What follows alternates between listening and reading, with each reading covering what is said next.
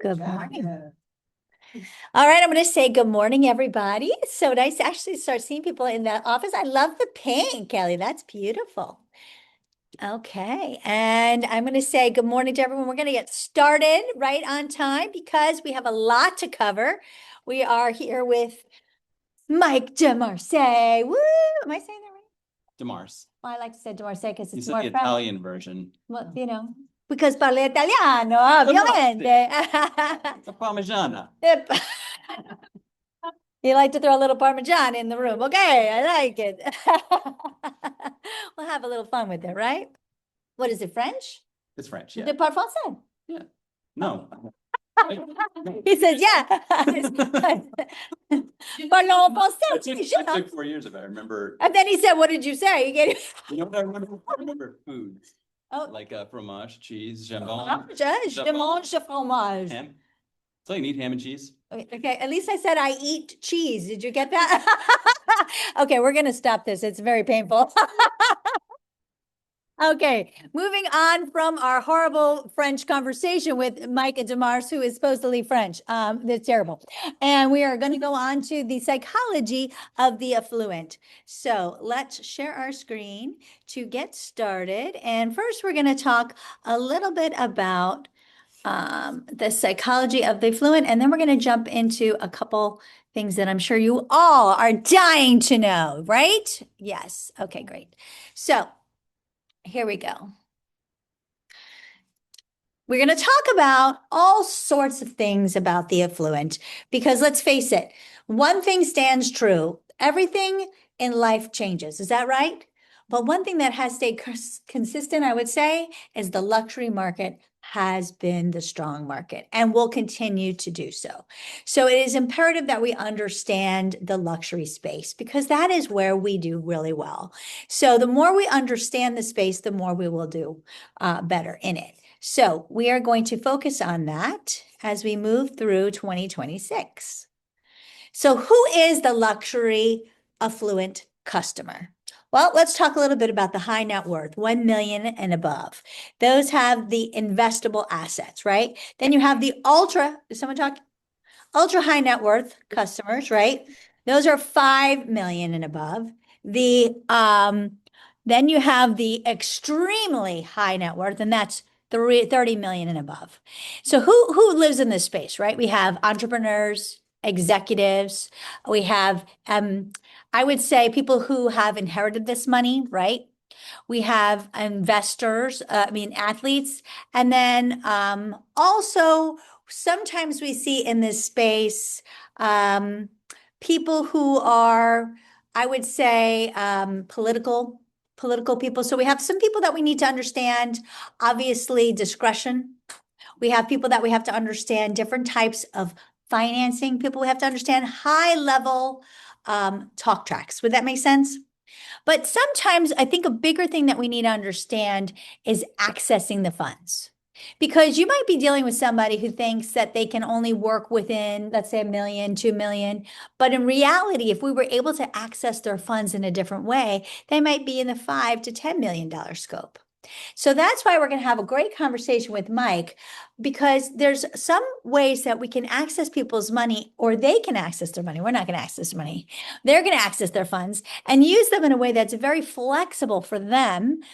And they can go from one pool to another pool very, very fluidly and have complete control of their money. So that's one thing we're going to look at, and we're going to do it. If we can stop our thing here. What the heck?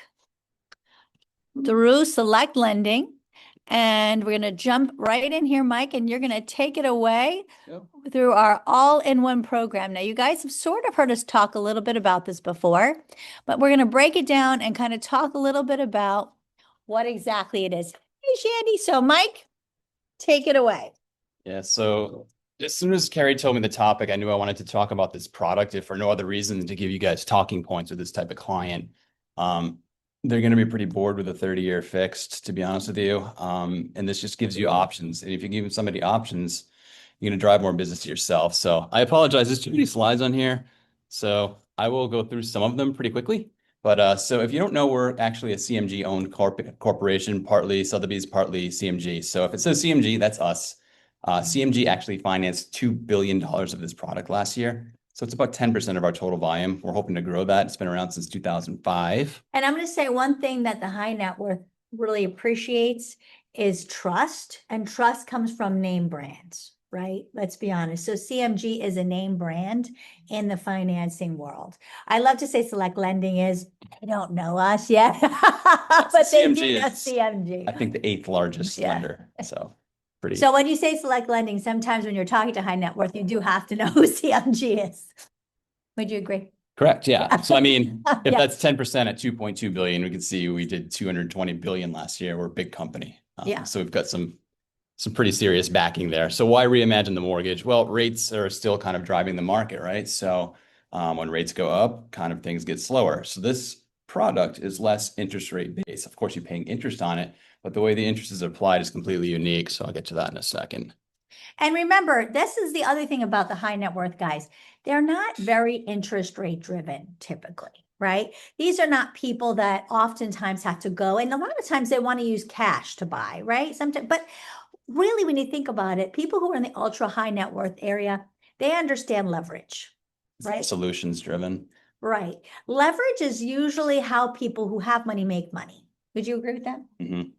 So this program is about leverage, and that's what we're going to talk about. So here's some pros and cons of traditional mortgages. So a traditional mortgage, I'll show you in a second, the way that it's paid is really benefiting the bank. It's not so much benefiting the consumer. You pay, if you look at it, it's kind of disgusting, to be honest with you. So you pay mainly interest. I know. It's just about to say. I know. Pay a lot of interest up front. With this, Tomatoes. I'm going to give you the good news. We're getting to the good news. All right, bear with me. Cons, slow to pay off, inefficient, a lot of interest, like we talked about. Rigid, you cannot take money out of your mortgage as you pay the balance down, right? So we're giving you a solution to that. Here's a traditional mortgage. After 10 years, you're still only paying $23 out of every 100 towards the principal. By year 21, guess how much of your loan is paid off? 50% after 21 years. I actually looked at my own because I priced this loan out for myself, thinking I got a 3.25% interest rate. There's no way this is going to make sense for me. I have 24 years left on my loan. This loan paid me off in 12. So it's pretty cool in that respect. Although you still can prepay your loans off, even in a regular traditional loan, one extra payment towards the principal pays you off. On average, 6 years, 6.5 years, if you do an extra payment per year. One payment per quarter, roughly. A little less, yeah. You still can control it if you are, disciplined. True. But who actually does that? Individuals do not think like that. And sadly, we're thinking in a different scope. And we don't ever want to, when we're dealing with a customer, we don't want to think in our mindset. We want to think in theirs, right? And that's the point here. And real life example, the conversations I have every single day are, well, you know what? We're just going to pay extra anyway, so don't worry about this. And then they call me to refinance 2 years later and they didn't make a single additional payment. It happens every single time. So this kind of takes the ball out of that court and it makes it so that you're automatically paying it down. So here's kind of how it works. So the all-in-one loan is your mortgage and your checking account in one. So the checking account is directly tied to your mortgage. This is all the fun stuff they give you. So, like a ATM access. So raise your hand if you wrote a check this month, right? Nobody writes checks. We're giving them to you anyway. So you have checks, mobile banking, all that fun stuff, right? Every time you deposit, so every time your paycheck goes into your checking account, it automatically lowers your principal balance, right? So let's say you just got paid $15,000. It's a nice even number. You just paid your principal down by $15,000 and it stays paid down until you pay your bills or take money out or invest it or whatever you want to do. So let's say you just leave that money in there for like 2/3 of the month, 3/4 of the month. You just paid down a huge chunk of your principal and you're only charged interest on a daily basis on how much you owe per day. That's the game changer here. And I think that's going to be one of our next slides. Right, here we go. So interest computes daily. There's no other loan like this, to the best of my knowledge. I've been doing this for like 20 some odd years and I'm trying not to date myself now, but a long time. So even an equity line, interest is charged monthly based on what your balance is, your average balance for that month. This is paid daily. So as again, the longer that money sits in there, the less interest you're going to pay. And that's really what's going to help you start paying this off quickly. But here's kind of how the flexibility works. So you have the first 10 years, you can access 100% of the equity. So let's say you just paid it down 100,000, but you need 100,000 to do home repairs. or you just want to invest it, or buy a business or a second home, a second home. or investment whatever. property. You can instantly access 100% of it. After that, it decreases over the 20-year period remaining, because eventually you do have to pay this thing off. But it's now money that's accessible to you, unlike when you take a mortgage out, you cannot touch that money. Correct. So you can pay it down so you can get out of it quicker, but you can't access that unless you go and do a home equity line of credit or some kind of cash out refi. You have to do something. This, you do nothing. The way it's working in your favor is a number of reasons. It's paying down your balance faster because you're owing less as you're making deposits. It's giving you access to your funds. And there's a third. I'll think of it in a second. Here's some credit rates and terms. So basically, this is just some of the ways you can use this program. So it's a 30-year loan, but it's an adjustable rate mortgage. So it's based on the margin, which is typically, it says 2.5% to 4%. It's usually about a 3.5% margin. That number is fixed. And then every month, your rate change based on the constant maturity treasury. So that's historically averaging 2.1%. That's the other benefit. So interest rates are trending down now. You don't have to refinance. As rates trend down, you automatically get a lower rate. Of course, the converse is true. So when rates go back up, you're paying a little higher rate. So the trick is, as rates trend down, pay that balance down a little bit more when the interest is lower. It's going to help you that way. Nuance items. This is important to touch on really quick, is the 120-month asset depletion. We kind of touched on this a second ago. This is how you can help these borrowers that may not show a lot of income. You know why? Because when you show a lot of income, you pay a lot of taxes. So of course, none of these high net worth borrowers want to show any income, but they might have a lot of assets. So we'll take those assets, the entire sum of what they've got, divide it by 120 months, and that's how much you use to qualify. To compare this to a conventional loan, you divide that by 240. So we're giving you twice the buying power that a conventional mortgage would on this product. And that's going to unlock a lot more buying potential and get you into a better house, or the house you really want, really. So if you use this program in layman's terms, you qualify for a lot more money to buy. If you're a high asset borrower, yeah. If you're a regular W-2 borrower, of course, it is what it is, But we're going to give you a lot more credit for your assets. Mm-hmm. Now, what is considered an asset? Let's talk about that first. Good point. Investments, checking, savings. We're not giving you credit for like automobiles or things that you own that have value. But it doesn't have to be liquid. Stock portfolios. Stocks, 401ks even. Oh, 401ks even. So any investments, it does not have to be liquidated. We'll still give you credit for it. Good question. This is some of the properties you can use it on. So you can use it on a lot of stuff. This is primary residences, single families, condos, multifamilies. Actually up to 1.5 million, you'll have to put 10% down. That's another thing. A lot of these folks want to leverage, right? 10% down up to 1.5 million is kind of a game changer. Not a lot of lenders are doing that. If you want to borrow 3 million, you got to put 30% down. That's a bigger loan. Yep. Residents. We can't do foreign nationals. You don't have to be a U.S. citizen. You can be a U.S. citizen, green card or work visa. So the normal stuff is conventional. Most of them, any work visa. Are you asking about like asylum? Yeah. Yeah. First stuff. Yeah, H1s, yes. There's so many. Pretty much if you're in the country legally working, you can use it. Or no. Second homes, you can buy it on second home as well. You got to put 20% down on second homes, and then investment properties is 30% down.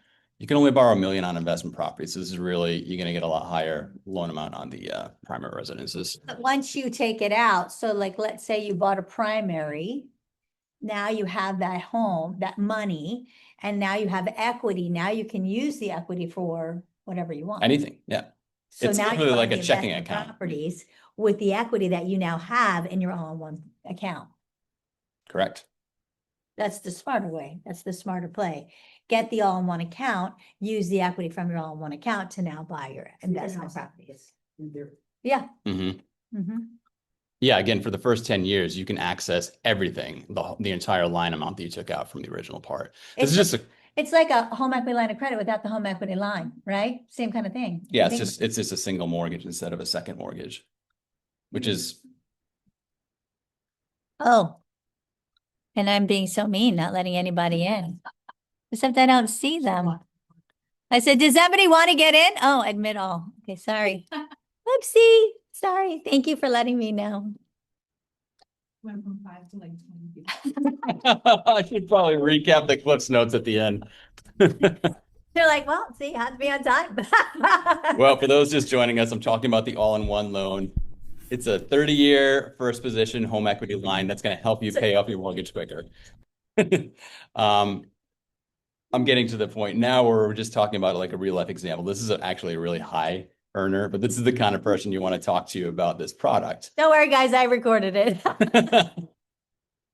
So this particular person, we're comparing it to a regular mortgage on a 30-year fix at 6.125%.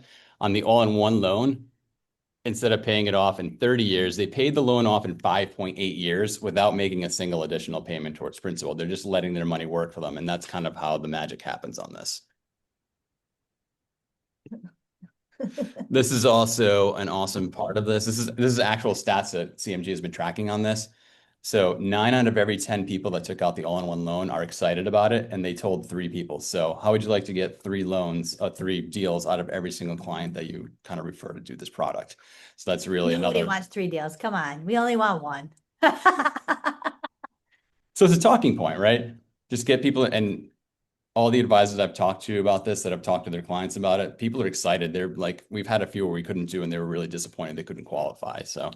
Why couldn't they qualify? Let's talk about that. In this particular circumstance, they didn't have a ton of assets and all their income was strictly K1. So my hands were kind of tied on it. So the debt, they could qualify, but they would have had to buy a slightly lesser priced house because they were using their assets. They wanted more. Mhm. They just wanted more. Okay. So they could qualify. Only just wanted more. 1.5 million. They wanted 1.8. So Okay. yeah, we were close. So it wasn't that they couldn't get it. They just wanted. We still, of course, offered them a finance loan. Yeah, It's of just not the all-in-ones. So you have to be careful when you say they don't qualify. Question, objection. For the adjustable rate you said, right? Yep. So what's the difference between going with the standard rate, 6% or whatever, versus the adjustable rate for their money? Because you said it goes down, but then it could go up to 6%. So how is that individual using that? How are they gonna balance that with their money that being invested? Great question. So if you're somebody that's super So disciplined. first, for the people who are online that couldn't hear, Rajiv, can you just announce the question? So his question is, how does this work with an adjustable rate mortgage as opposed to a traditional 30-year fixed, which may be a lower rate? It depends on the day. So this is going up and down. And the reason is, as you're depositing your money, it goes into your checking account, but your checking account is your mortgage. So it's automatically lowering your principal. So when you get paid, it's not going towards your mortgage balance. The only way you can pay down your mortgage balance and pay less interest is you make an additional payment, which you may or may not do. But I mean, like I said before, Do it every day. 99% of people do not prepay their mortgage. Yeah. This kind of forces your hand. And people used to do this. You used to have to take out, there was this whole strategy, and they taught classes on this back in the day when I first kind of started. And you would take out an equity line, and it sounded so counterintuitive, but people were taking out equity lines to help them pay off their first mortgage quicker. And it does work. It's just really complicated. So this takes all the complicated part out of that and just makes it easy. Your money is automatically working for you. People get scared when you say adjustable rate, until they go. So how am I gonna fix something? The answer to that is the rate that matters is the rate that's being applied to your principal balance.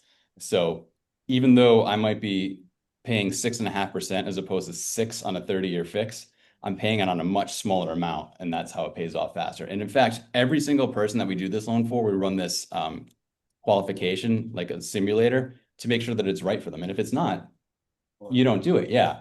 This has to be somebody that is letting their money kind of work for them. And again, this isn't a paycheck to paycheck kind of product. This is the Affluent, higher net worth borrower that actually has some fairly large deposits.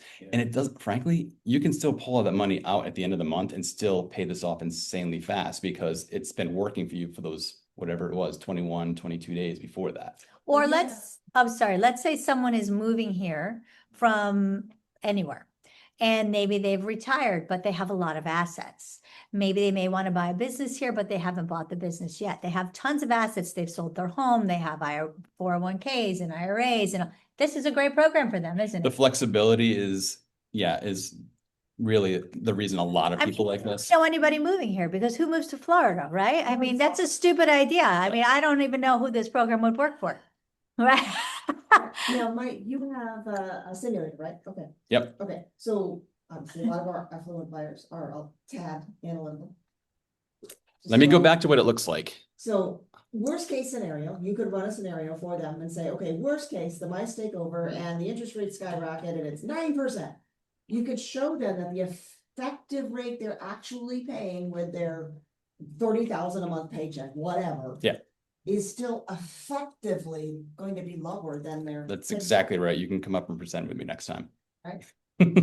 Here's what it looks like, basically. So this is comparing it to a 30-year fixed, and this one again is 6.125 interest rate. So when we use a simulator, we use a higher rate. We assume the highest margin, we assume the highest rate. So we're actually simulating this thing at like a 7.5% interest rate. And this is still paying off in 15.8 years instead of 30. And this person, again, they're making additional principal payments, but not consciously. It's just doing it because their money's going into this account. You still take it out. You can still invest it. Just wait till the end of the month. That's the difference, it's daily, not physically pay daily. That's the game changer. Because it's calculating every single day instead of just once a month on a bigger number. So this is kind of it's moving the needle more towards the borrower than the bank, right? Again, 30-year fixed mortgage is made for the bank. They're getting a lot of money up front. And they're allowing you to pay it off quicker, and they're giving you more access to your funds. And you get to control it. That's the biggest difference, because the bank is really controlling the other ones. Yes, you can have some control, but you have to be so hyper disciplined. You have all the control. You really do, because you're deciding when you want to take money out, how much you want to borrow, and you have the assets that you don't have to touch. That is counting towards your down payment, correct? Because really, you think about it. Yeah, it's auto seasoned. It's auto seasoned, and you're only putting down, for example, 10%. That's incredible. On a one Up to $1.5 million. Up to $1.5 million, 10% down. And even on an investment, on a second home, 20% down is pretty good. Because some places are requiring more than that. And that's up to how much? Let's go back. And you can only go to $1.5 million. No. You can for go 10%. higher than that. You just have to put more money down. Here's the grid again. So up to $1.5 million, this is primary residence. You do need a 720 FICO, because again, we're looking for a more educated borrower. If you don't pay your bills. 720. I'm already worried about you. Yeah, that's fair. Shouldn't you be You can use this for a refi too, by the way, but 800? I mean, my God, I would. That's what, you can borrow up to $3 million with 30% down. that's the max. $2 million with 15% down is a nice little bracket, actually. And then second homes are higher amounts than, so you can actually borrow $3 million in a second home too. 30% Over off. 3 million? 3 million is the max. That's the max. Hmm. And then it's a lower amount again on the investment properties. I'm sure you could. I mean, You'd have to have two separate checking accounts and have your pay going into two separate ones, but you could, I think. Presumably, yeah, let's look into it. Any other questions? You can ask me questions on anything. Nope. So they can have the money in the bank, play with this as long as they want, in worst case. And even in if you're their gonna pay it mind, off, they're leave it not open. paying off. Leave it open, just have the money there. But in their. Or you can mind, close it. do Mhm. Cause you don't have to. That's no prepayment penalty. Hello. Hey. So this is the true, if you think about it, the true definition of affluent leverage. And to Right? that point, we also have lots of other programs for borrowers that have a lot of assets that may not show a lot of income that actually give you even more credit than this program. So this is 120 months we divide the assets by. We have one that does 60. So you can really, really leverage those assets. And those rates are great. It's not this, it's just different.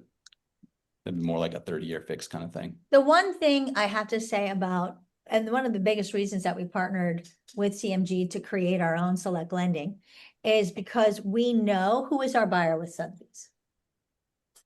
Do we work with everybody? Of course. But who is our buyer, guys? The affluent, right? We needed somebody who could help our customer, right? So do we have a lot of products? Sure. But if you're trying to ask me about down payment assistance programs, and Carrie, do we do short sales? And Carrie, do we have the number for what is that, the foreclosure? No, I don't have one of those numbers, guys. I don't have a foreclosure number for HUD or whatever. I don't have that. I'm sorry. That is not our wheelhouse. But do we have everything for the affluent? Yeah, we do. Every product line imaginable. Can we leverage their assets in every way you could possibly imagine and then some? Yeah, we can. And their income, we'll get to that in a different training. Yeah. Got lots of fun, kind of crazy things we can do with people that aren't showing a lot of income, like bank statements or profit and loss. Now I'm going to ask you guys a question. Here's the question. Who likes to work harder or who likes to work smarter? Because if you want to work harder, the door's over there and there's plenty of other companies that you could go work for. But if you want to work smarter, that's why you would Sotheby's, right? And that's really why we partner with who we partner with. And listen, like I said, we help everybody to the best of our ability. But our wheelhouse, don't come talk to me, please, about short sales and foreclosures. I'll try to help you the best I can. But I've been doing this for over 20 years, and I'm going to tell you that's not my area of expertise. I'm not going to pretend. I don't pretend to know things I don't know. Have I done some of them? I really have not done a lot of short sales or foreclosures. I mean, I've dealt with some, but it's not my wheelhouse. Have I dealt with every level of luxury? Yes, for years. And that's what we do here. So any way we can try to help that customer, we have done it and we will continue to do so. And so that's really what all these products are about. Is there any more product you want to show? No, that's all I have on this one. Okay. Like I said, I'd like to How long does it take to close? a little bit longer. The underwrite takes like 3 or 4 days longer because there's a few extra steps. So we have to do the simulator. We have to go through that on a Zoom call, make sure the customer understands. And then we do a final phone call with them just to make sure they understand when their checking account's going to be linked up, when they'll have access to the website. Push comes to shove. 30 days. Yeah, this isn't a 3-week. It's probably not a 3-week closing.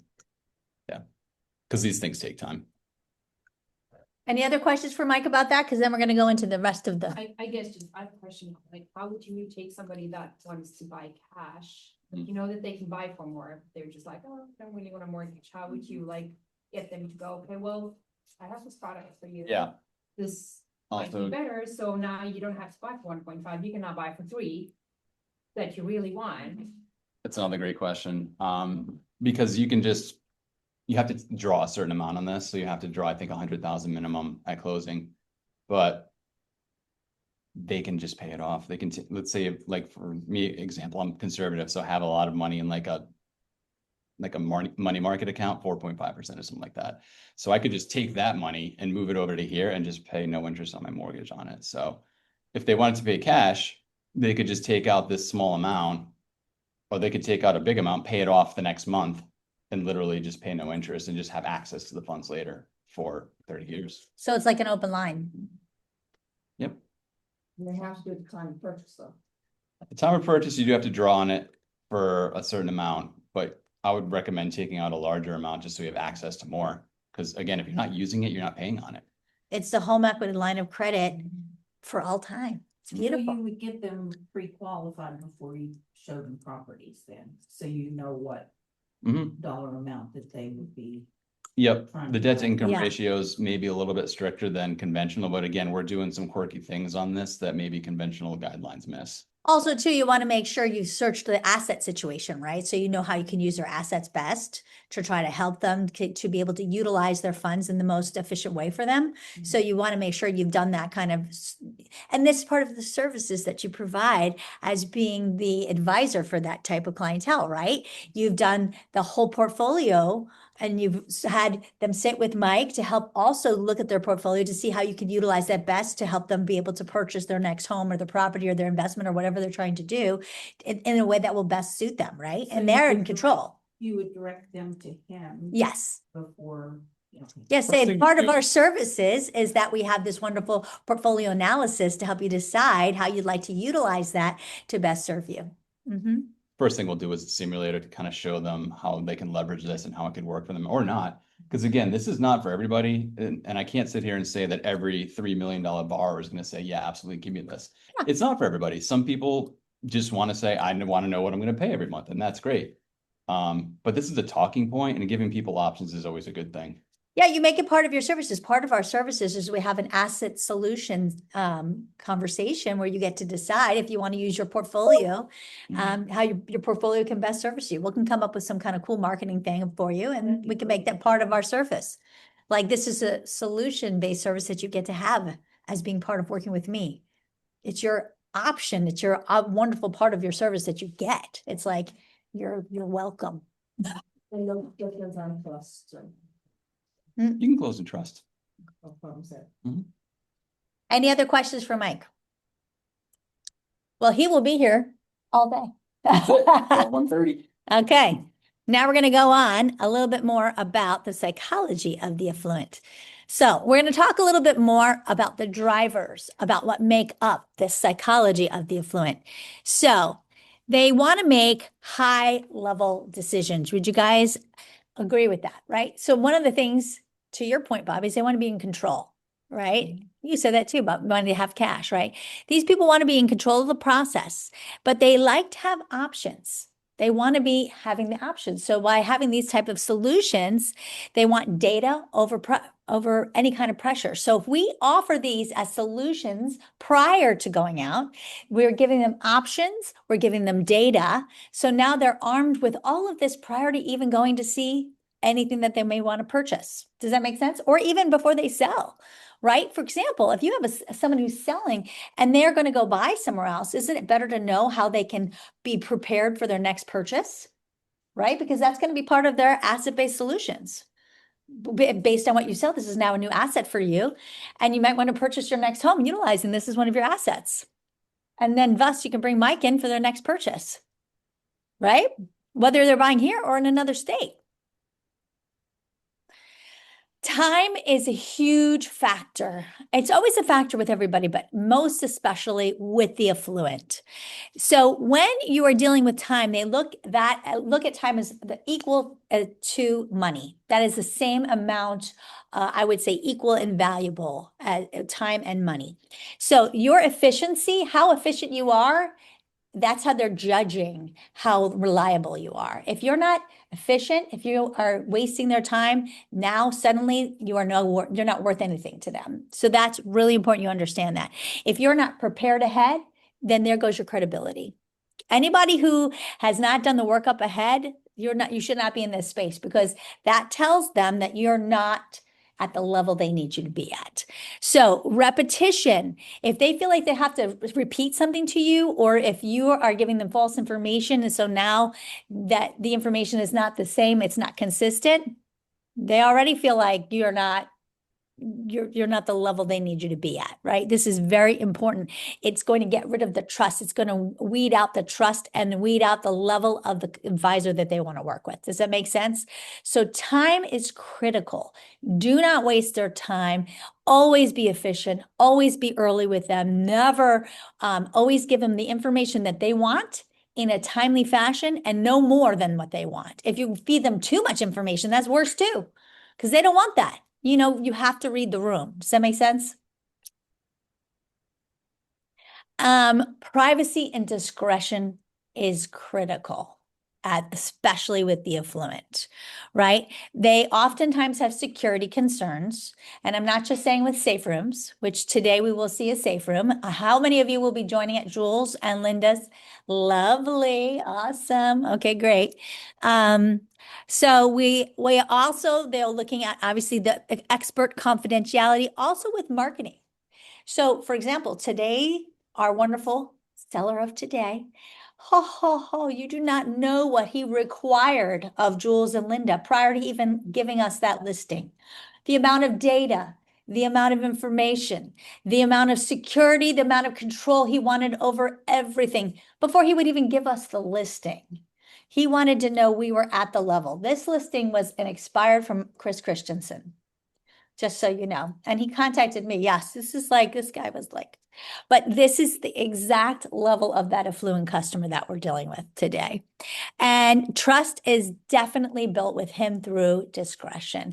I mean, he didn't want anybody to know who he was talking to. He wouldn't even tell us the other people he was talking to, which is ridiculous. Of course, we'll find out. But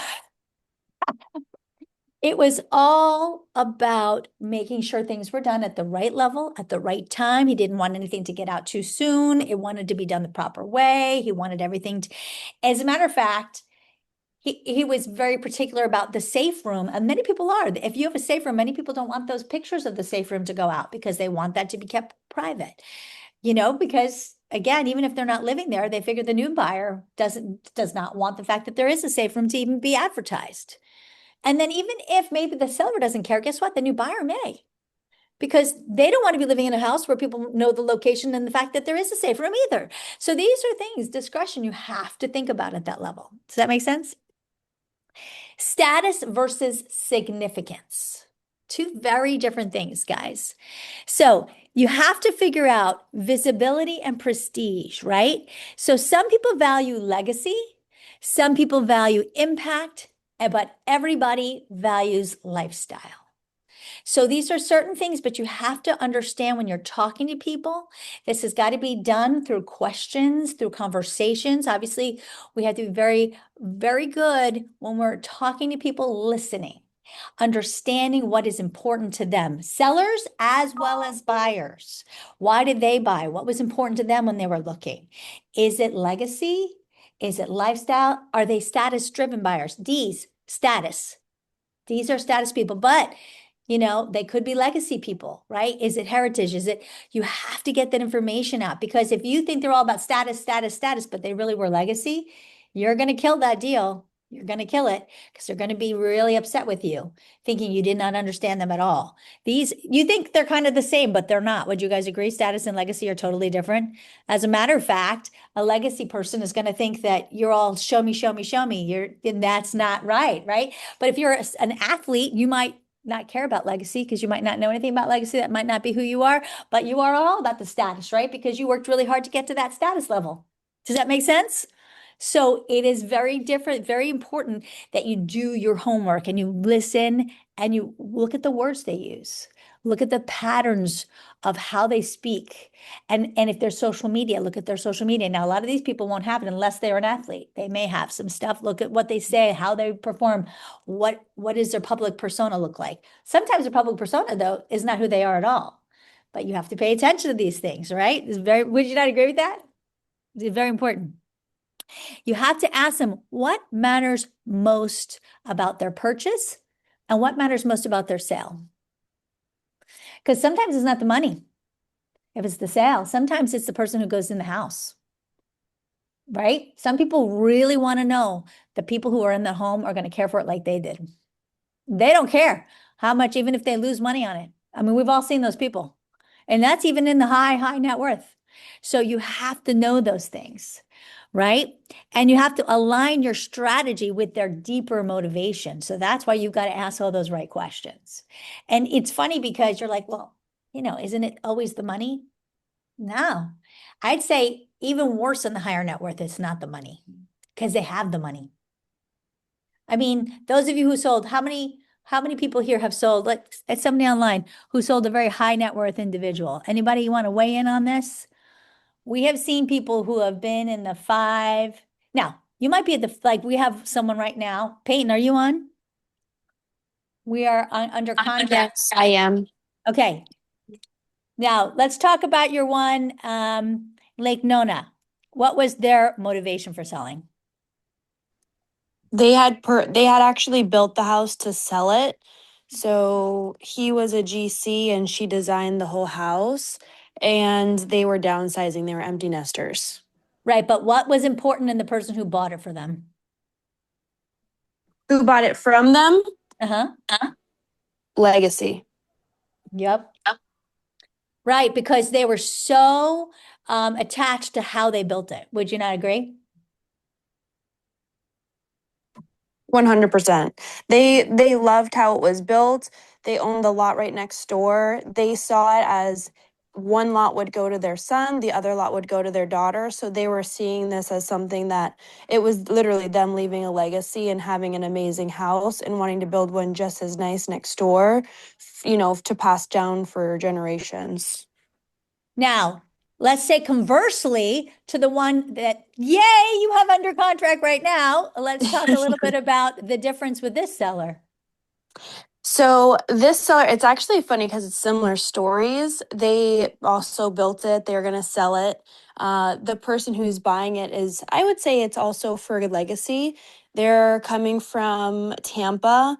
They absolutely love Orlando. They're here all the time. And he has 2 kids. They have their 3rd on the way. And he just wants something where their kids will grow up and be in an area where they can make awesome memories. So That's the buyer, but the seller?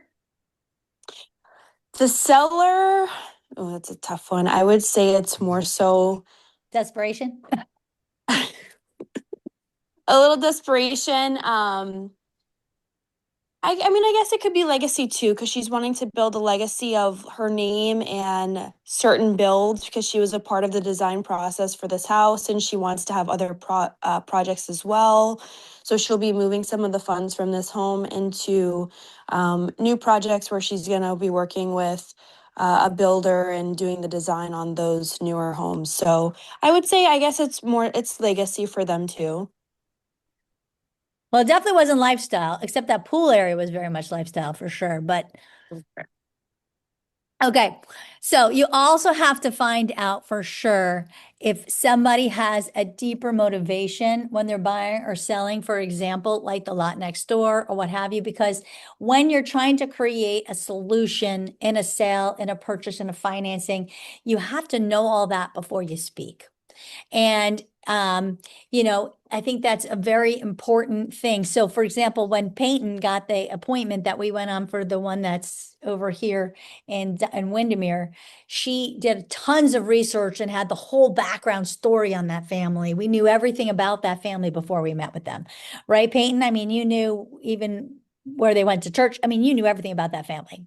Yeah, I did. I had a really good understanding of who they were, so I could easily connect with them. And, luckily, how I do things and how I live my life, my lifestyle, align with theirs, so I could be true to who I am for them to make that connection with me and see me as their person. Because they had interviewed, I think, like 9 or 10 other agents, and that was like right before us. So it's just, connecting with them and making them feel heard and seen, I think is so important. It's like psychology for, not only the affluent, but everybody. Like if you can make someone feel seen and like they can trust you, they're more likely to choose you over anyone else. And so that's what happened for that. Absolutely. Yeah, that's at any level for sure. I think the difference with the affluent is that they have so much money on the line that they're expecting you to be at a different level. Yes. So not necessarily in their motivation, but in the level that they expect you to understand, know, and be prepared for. So risk tolerances are very important that you understand as well. So depending on where they got their money from also has a lot to do with their risk tolerance oftentimes. If they've inherited their money, are they trying to preserve their wealth? If they're investors, are they data driven? Are they analytical? How are they investing their money? Are they stock, do they put it in the stocks? Do they typically do it in real estate investments? How are they investors? What type of are they developers? What type of investing do they do? You want to tailor your approach when you speak to them, whether it's on the purchase, the sale, whatever it is, on basically what kind of risk tolerances do you think that they have, especially if you're doing a pricing strategy, whether it's a purchase pricing strategy or a sale pricing strategy. You have to know what their risk tolerances are, and you don't know that by guessing. You have to ask them, are you risk averse? How do you feel about risk? I understand you're an investor. What type of investing do you do? You should know that early on when you're doing, when you're in your interviewing.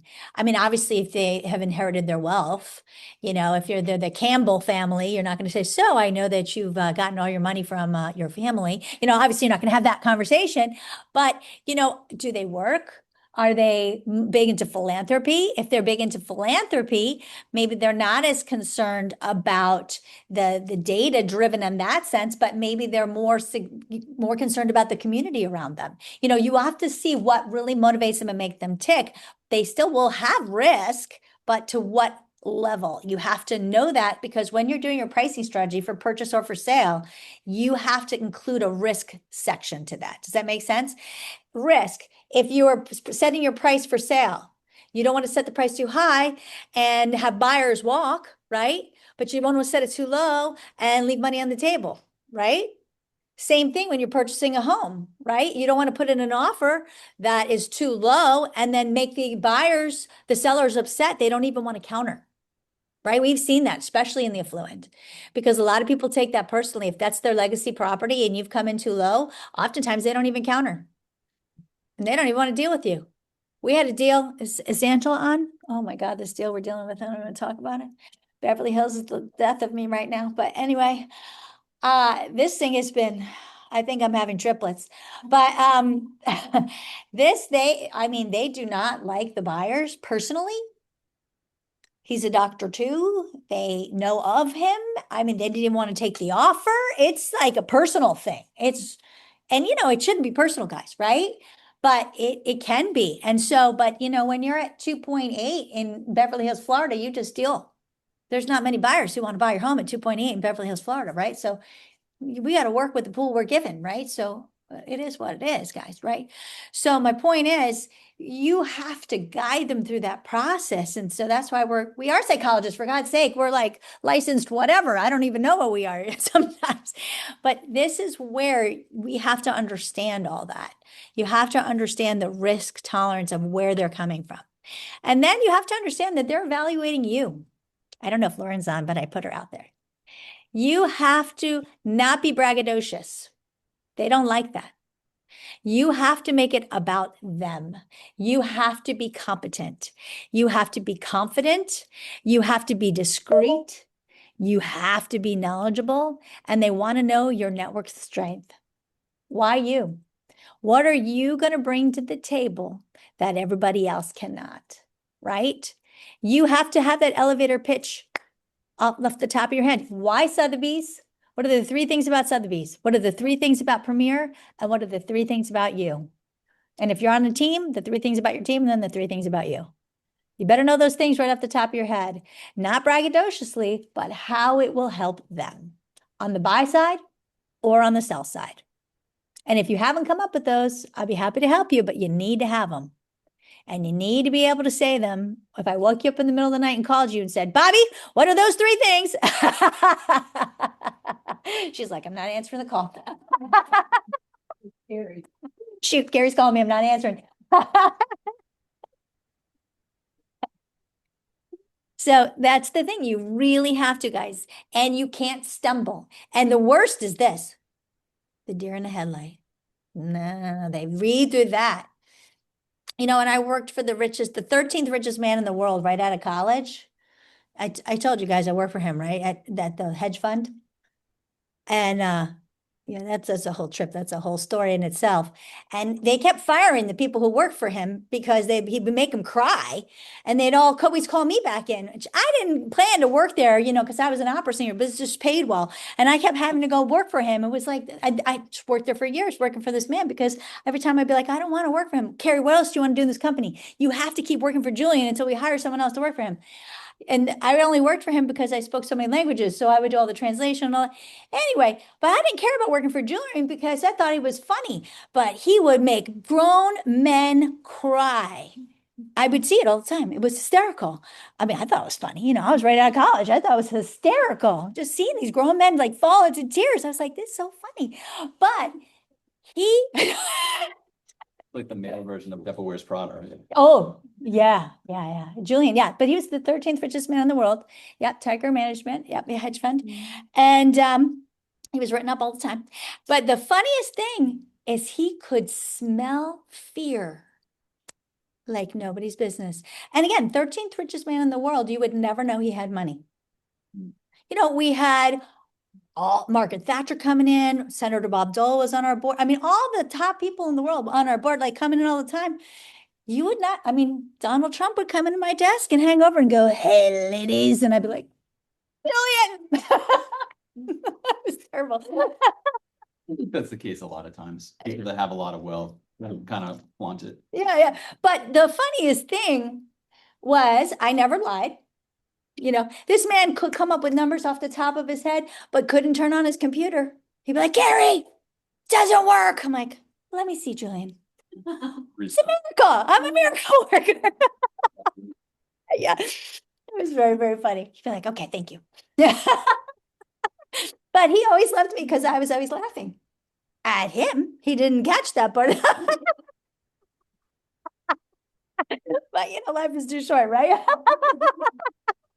But point is, I got to learn a lot about the psychology of the affluent person working at that company. And I got to see some very important things. And number one, don't ever lie. If you are anywhere, don't lie. They will see right through you. You don't know something? Say, that's an excellent question. I'm going to get the best information and come back to you. Because they will see right through, or worse, you will lie and be wrong, and then you're fired because you either lied and got yourself sued or God knows what else. Don't ever lie. Don't quote some numbers you don't know. It's not worth it. So that's the first thing. And always be confident. Don't let anyone make you feel not confident. Be confident in who you are. Be confident in your company. Be confident in what you have and what you provide. Because if you don't have your confidence, you have nothing. Always be confident. You will always get, and if you didn't get that job, you didn't want it. You didn't want it. So that is the most important thing. They will always be, they're going to be, evaluating you, but you're evaluating them too. Don't forget that. When you walk in, you may not want that job. You may not want that listing, and you may not want that buyer. Just like they can fire you or not hire you, you can fire them and not hire them too. Don't forget that. So you need that confidence and you need the knowledge. If you don't have the knowledge, though, you may not need to be working in that space. So you need to be ready and prepared to be in that space. But if you know your numbers better than anybody, you have the best marketing better than anybody, you know what you need to do to sell that home, why shouldn't you have that listing? Why shouldn't you be presenting them, right? They deserve nothing but the best, and nobody is better than you. And if you don't believe that, you shouldn't be there. But if you believe that, you walk in there confidently and you will get it every time. Does that make sense? Now, language will build your trust. And that's what I'm going to tell you, like we spoke about last time. Know that disc profile. Know who you are. If you have not taken the Tony Robbins free assessment, go to Tony Robbins, put it in, take your little free assessment. Are you a D? Are you the dominant? You're direct, decisive, results focused. Oh, I don't know who that could be. All right, fine, yes. Are you the influencer, right? That's kind of me too. Yep, I'm a DI. That is exactly who I am. Are you the C, conscientious, prepared? You follow the rules, you're process driven. No, but you can learn. See, look, even I learned to do that. I'm not a C, but I have learned those things. Right. Are you an S, steadfast, patient, loyal, team focused? No, I'm not at all. But but you know what? That's okay. But you have to know which one you are, because we're going to face all those people. Now, we all have some of each of it in us somewhere. I don't think I have any us, but we all have, a lot of the mix in there, but you have dominant traits. And you have to know what your dominant trait is, because when you go to meet the other person, you need to know how to talk to them. You need to know their language, because you will get along better with them, knowing that language. Just like when we talk about neurolinguistic programming, how to communicate in a way that they'll be able to hear you and understand you. It's understanding these things, speaking their language, presenting them options, giving them ways so they feel, wow, I really felt understood, right? That is how anybody, I don't care what socioeconomical path you're in, you will get along better for sure. But especially in the affluent, right? It's going to really help you. But this has helped me so much throughout my life. So definitely understand that. So if you haven't done it yet, go to Tony Robbins and take that for free. And then the affluent decision-making process. This is something that you have to understand is unlike people who have to buy because they need to move because they have a job to start, right? The affluent is not like that. They buy because they want to. They don't buy because they need to, right? They sell, but sometimes just because, why are we keeping it? I'm just going to sell, right? Oftentimes. So you have to understand limited but strategic engagement. When you reach out to them, you can't reach out to them with every little thing. They don't like that. But you have to tell them what you're doing strategically. Keep them informed, but on purpose, so they see how well you're doing, what you're doing, so they feel like you've informed them, but you're not overwhelming them. Does that make sense? Also, you want to make sure that you have your team in place, your CPAs, your attorneys. You have to make sure that you have your wealth managers. You have to make sure if you have 1031 like-kind exchange, you have 1031 person. All of the people that would be necessary for that transaction, you have them there, right? So that you are a provider of the entire team. You are the key person who's keeping the whole team together for them. When they need someone, they come to you. You don't want them going to their outside attorney and going to their outside CPA and going, you want to be the person who has the team.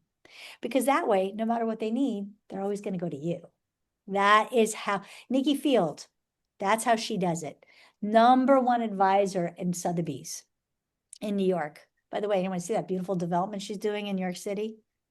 Yeah, not too shabby. Take a look at the luxury outlook. Pretty sweet. Pretty nice.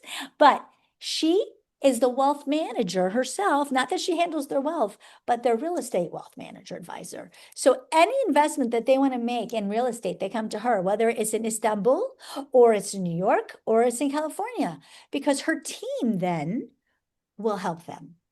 And essentially, she just does it through referrals, right? Her referral person in Istanbul, her referral person in California, her referral person here in Florida, but they're part of the Nikki Field team. Wouldn't you want to be part of the Nikki Field team too? Wouldn't you be happy to say, oh, yes, I'm on Nikki's team? You are for that transaction, aren't you?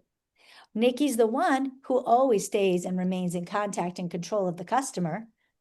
Smart, super smart. Would you not agree with that? That's how you build a business. That's how you build an empire. Do you think Nikki Field needs to work? No. Nikki Field is a high ultra net worth individual herself, right? But she is a boss lady. She loves what she does. And she is amazing. And by the way, she goes to G&E. Oftentimes she speaks at G&E.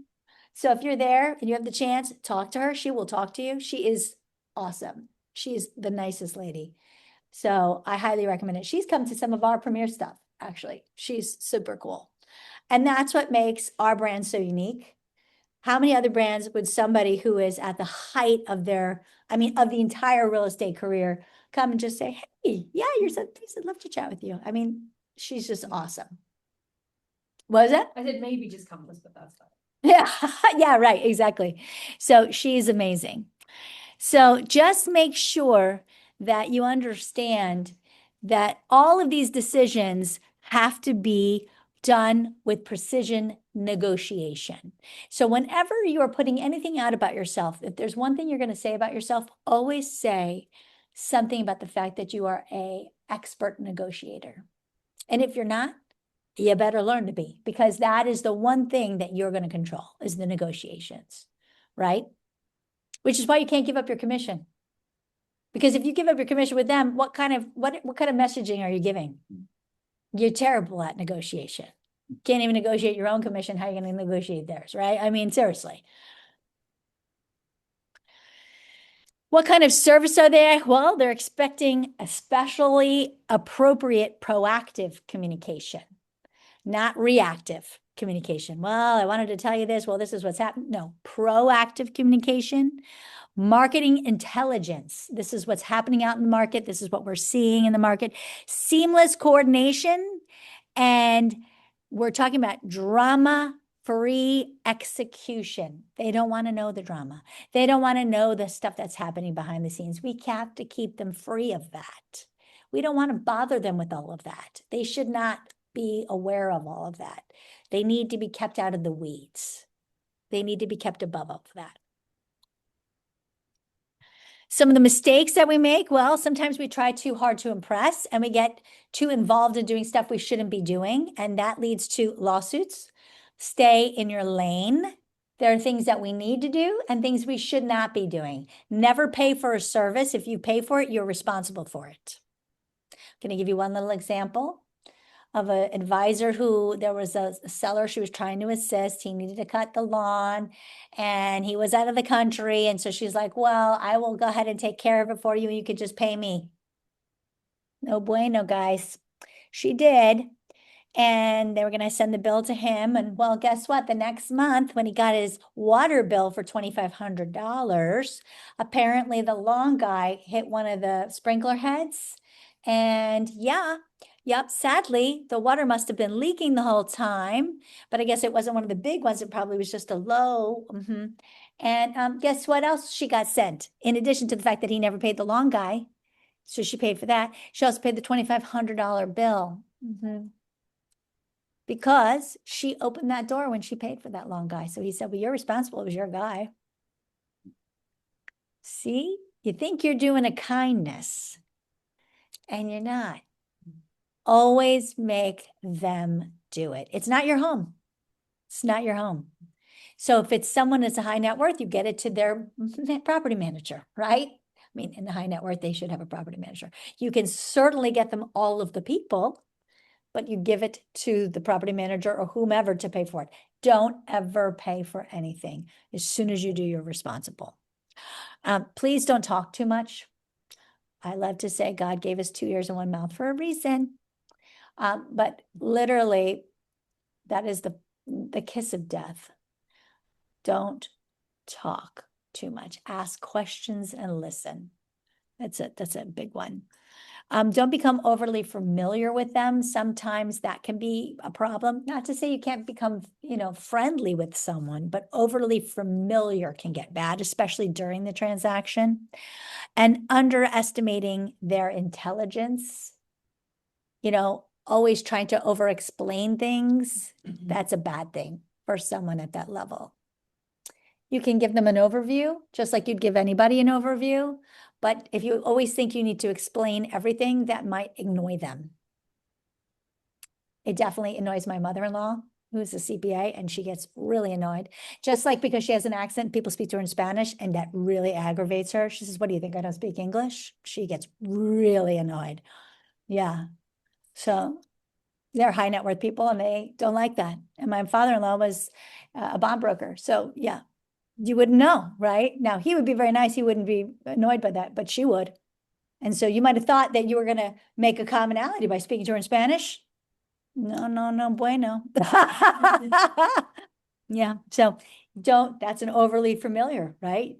Trying to become overly familiar with her too quick. And you just turned her off real quick. She will not like you immediately. So it's funny, you just don't know, right? My final thought, and I'm 2 minutes over, not bad. Affluent clients do not need you. They have chosen you. Just like you've chosen them, right? So you have to master psychology and you master the luxury relationship. So I'm going to leave you with that. And I hope that you will all join me at Jules and Linda's Broker Open. Thanks, guys. I'm going to say, stop the share.